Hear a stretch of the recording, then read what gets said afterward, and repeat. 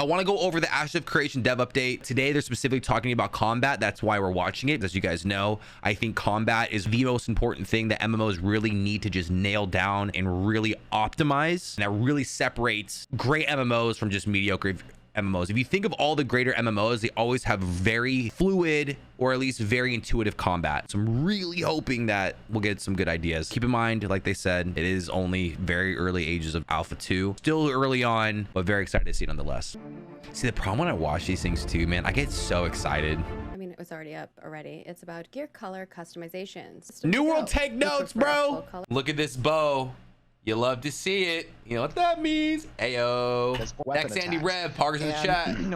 But unengaged audiences, they don't necessarily always have the best context for active development. And you hear that, chat? Slower pace, tap targeting, all those types of. I'm going to be honest. I will be disappointed if Ashes of Creation's tab target. After experiencing New World PvP and how that works, kind of having that like Dark Souls-esque type combat makes the game so much more dynamic. I know we briefly kind of talked about how gamers are like better gamers nowadays. I think tab target is honestly, not that I don't like tab target, I don't mind it, but I think to kind of make the game a little bit more intuitive for us gamers, I actually think not being tab target is, my opinion, the way better solution. Like it's not that I don't like tab targeting. Games nowadays, as you guys know, they're not really very challenging. Single player games. When you think of like a challenging game, non-PvP, you think of games like Skyrim, Dark Souls, those kind of games are just difficult. But really what makes these games difficult is mobs just hit hard as shit and you have to be very careful. The reason why Dark Souls is a good example is because there's a lot of tactile ways of working around those, dodging, obviously, blocking, parrying, etc. But that's why a lot of us gamers nowadays kind of opt to do like games with more PvP. I mean, fighting person versus another person, it'll always be challenging because it's competition. Doing things like raids and WoW, they're all scripted. And even though those are challenging, if you notice a lot of the mechanics that happen in MMOs or other RPGs, what makes it challenging is by having a bunch of shit happening all the time. Castle Nathria came out or whatever, and we're on the last boss, the big vampire dude, I forget his name. And there was like blood drops coming out of the sky, pizza cutters everywhere, going through like different portals and shit, big ass puddle on the ground, throwing out laser beams, clones. Like there's like 8-9 different things. I'm getting epilepsy playing this game, but that's the kind of stuff that like games are doing now because we're just, it's making us having to do more faster. And tab target is just, it's older style that I kind of feel like we're kind of growing away from. So I think having that Dark Souls-esque type combat is going to be way more beneficial for players. Guys, enjoy. Ready? All right, we'll see you on the let's go. I love you, Margaret. Ooh, I'm so giddy right now. Ashes of Creation. Hello, everyone, and welcome to another live stream day for Ashes of Creation. Bro, don't hype me up. This MMO ends up failing.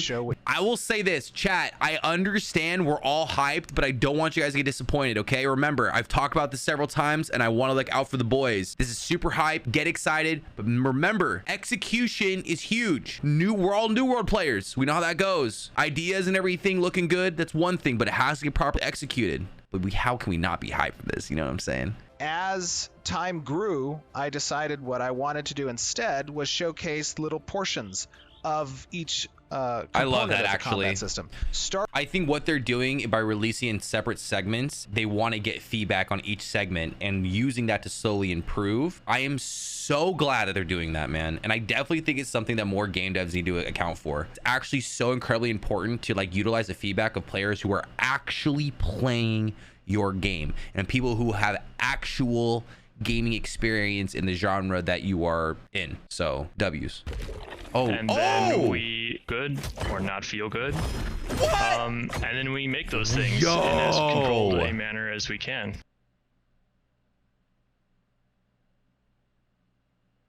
I'm just gonna give you my thoughts before we really dive into it. One, combat. This is alpha going into alpha 2. Pretty impressed for how early it is. The combat's pretty quick. I do like how the UI pops up with the damage. That was honestly really quick movement. I'm very like, whoa. I was honestly kind of expecting Ashes to be a little bit more tactile. That the combat, it just looks really fluid. Comes out to be exactly what you see now, right? Like it starts out first time, not super, what we have to be able to do. And dude, as long as you keep making time, eventually what are those you're dashes? Yeah, those dashes are so fast. I have a feeling the combat in this game is gonna be quick. This game might be pretty fast paced, boys. See these little markings that the sword's making from swinging around? Well, and also That's they're like so dope to just me. like swinging away, and then These guys scattered around all over the world, no matter where. Bro, PvP is going to be wild in this game. Bro, this shit's about to fry all of our graphics cards. I know, dude. We're so effed. Yo, start saving up now, chat. That's kind of how Arc Age works. 12 skill sets, pick 3. That's your class. 220 possible builds. So here's kind of like all the classes and like variation of the classes here. The Weapon Master looks like it's a traditional warrior. So this is definitely one of the heavy hitting classes. And this class moves fast, man. Anything in the rogue or ranger, mage, like these 3 classes are gonna be fast as fuck, dude. Like imagine being like a ranger falconer. That'd be, dude, soul bow. I don't know what that is, but that's sick. It sounds sick. I think I want to play a rogue though, dude. Like, dude, like, look at this. Look at the rogue classes. Duelist, Shadow Guardian, Assassin, Predator, Night Spell, Shadow Lord, Cultist. Like, dude, like, that's so sick. Wait, what is it? Ranger, Soulbow, and you have, like, the Bard, Song Warden. Sorry, we're getting sidetracked. I think they said in stream that the Weapon Master is the slowest class.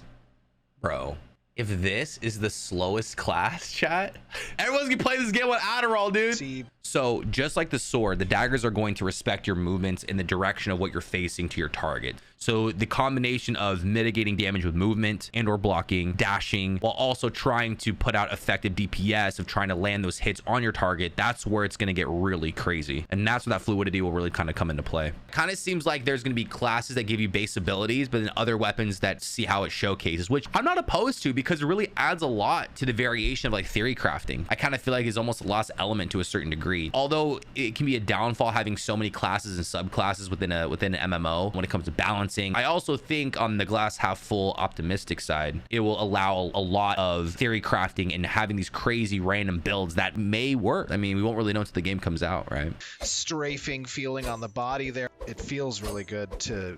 So you guys want some min-max mentality here? I got you guys because I'm a PvP tryhard for those of you who like, you know, watched my stream in the past. I will give you guys kind of a pro tip from Rev when it comes to PvP. This is just my preference and I'll kind of share this with you guys. So when I play MMOs, I personally gravitate towards ranged classes. And the reason why I like playing ranged classes in MMOs is because a lot of MMOs have yet to really figure out how to more or less balance, quote unquote, kiting MMOs specifically, because the way the movement works in most games, if you're really good at optimizing the movement in MMOs where you're still able to keep up full speed by keeping distance between you and your opponent, it's kind of one of those like really unknown factors that could differentiate a great player versus a good player in PvP. I'm talking PvP. And so that's why I tend to gravitate towards ranged classes, because I like that extra potential edge. Now, a game like World of Warcraft has done a phenomenal job, among other MMOs too, to add a lot of gap closers over time, right? Over expansions and adding classes and abilities, etc. They've added enough mobility to kind of compensate that movement and kiting isn't as big of a deal. For anyone who has ever watched my classic World of Warcraft Duel League videos when we were playing in that $50,000 tournament with like all the big streamers, if you notice a lot of the classes, a lot of the melee classes I was fighting, like Sea-Doo or somebody else when he was on Enhanced Shaman, or Sony on his Warrior, kiting is such a massive part of playing a Druid.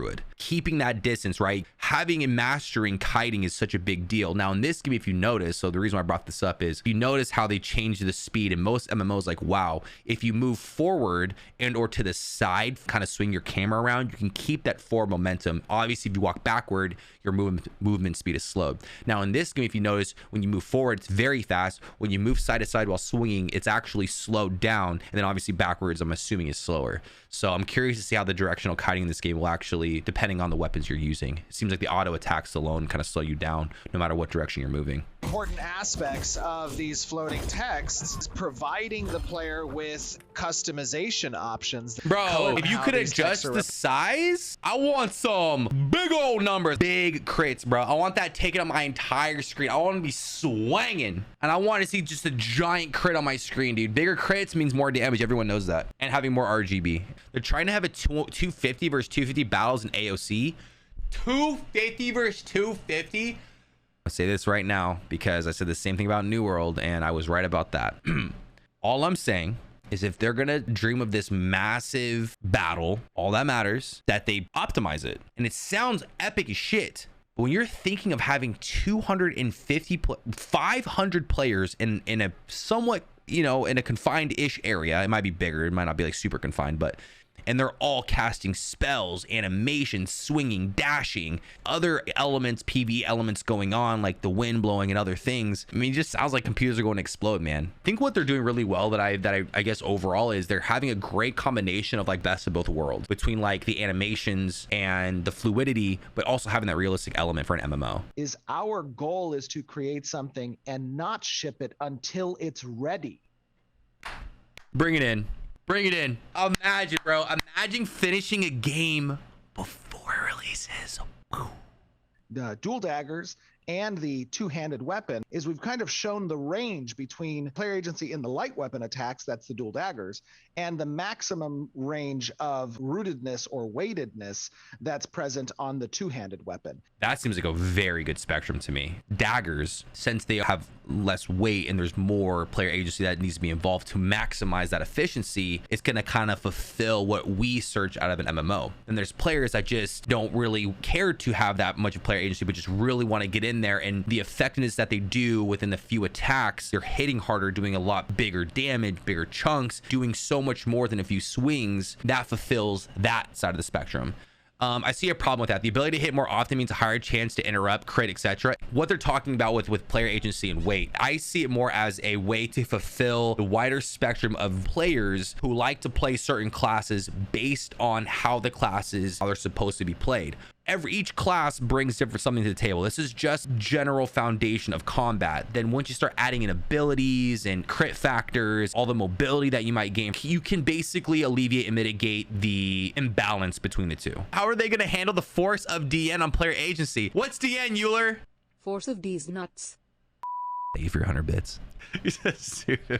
But what I've seen thus far is basically what I feel like every player has ever wanted from a company to develop an MMO. Transparency, listening to players, implementing systems and mechanics in games to make the game feel compelling and impactful while also being fluid and less clunky. I mean, that's what we want at the end of the day. And this is just strictly in terms of combat. And then you start to add things like animations and then storyline, you know, the aesthetics, etc., right? Sounds. But so far what they're trying to do and how they're doing it, creating something, showcasing it, getting feedback, adjusting, showcasing, getting feedback, adjusting, that to me is a perfect recipe. And then like Steve said, it's a longer process long term. They want to get it as close to finish as possible before they release it, which is what you got to do, because the way I see it is it'll take longer initially, but the game could last 3, 4, 5 times as long. What he just said about the UI. So obviously it sounds like they want to have customization. I really hope they don't have any add-ons. I'm not a huge fan of add-ons. I do like the idea of them. I don't mind add-ons that change the aesthetic, but I don't like add-ons that do things for you. And that's where you start to kind of get into that realm of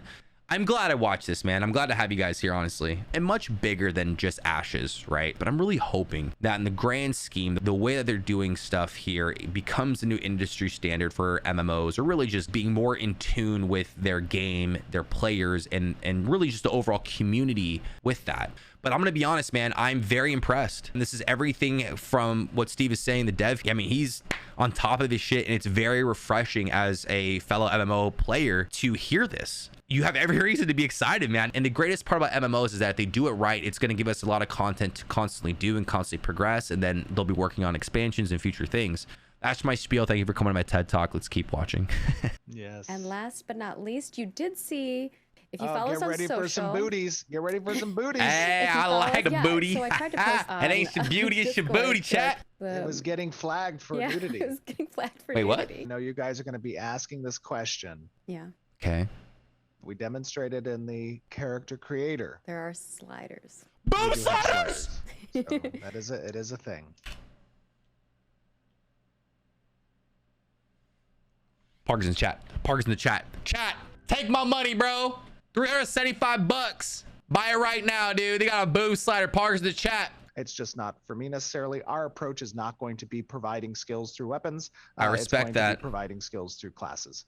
Steve is one of my favorite people, chat. Right, I'm like, what? Where's it going? Bye, everybody. Bye. Have an Bye, awesome everyone. weekend. I will say I've been hearing a lot of great things about Steven, his approach, his ideas, his morals when it comes to gaming and MMOs. For me, really getting to see him give his comments and his thoughts, you know, really aligns with a lot of the values that I have for MMOs and the integrity of creating a long-term game. Really refreshing to finally have a game dev that is not afraid to say, yes, we're doing this, no, we're doing that. Because I feel like all we've really been fed for a long time is, you know, we're looking into it. Oh, we're not sure. Oh, you know, there's just a lot of gray area. And by all means, I'm sure it's going to happen a lot with these guys too. And I get it, you know, for marketing and PR purposes, I completely understand. At the same time, it just feels nice to have a bit of transparency, even though we are in the really early stages of the game.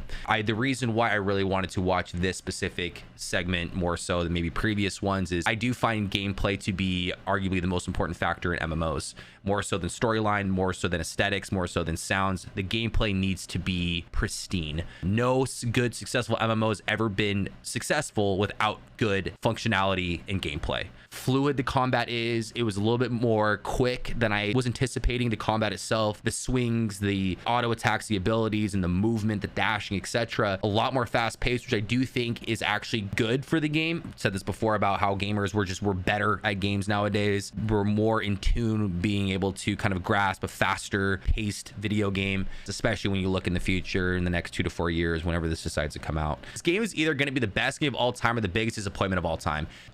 When I make comments and stuff like that, my goal is to never really ever convince you guys of one thing or the other. My goal really all the time is to just broaden your mind to open perspectives. I have people come in the chat who are die-hard AOC fans. They think this is going to be the saving grace of gaming and this and that, and that's fine. Hey, I'm not here to judge. I mean, it very well could be, but understand that there's two sides to every coin. That I've seen this time and time again, and there's a prime example recently where you see what games are trying to accomplish. They have these incredible ideas, you're seeing bits and pieces of things working, you're getting hyped because it's like, holy crap, we are imagining the potential that this game has.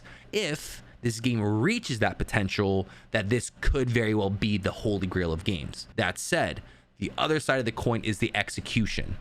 Although I am very hyped for Ashes, and although there is a part of me that does agree this could be the holy grail of gaming and MMOs, in the future of gaming and MMOs, is very well could have the same chance of failing and not being properly executed, or they may overlook something. Now, I like to think that's not going to happen. The good thing about being transparent in this process of making something, getting feedback, applying, it should mitigate a lot of that distrust or a lot of that worry, if you will. In theory, I love being hyped. I love all the things that they're doing. Let's just hope, fingers crossed, knock on wood, that it's going to be as good of a game as it's showcased.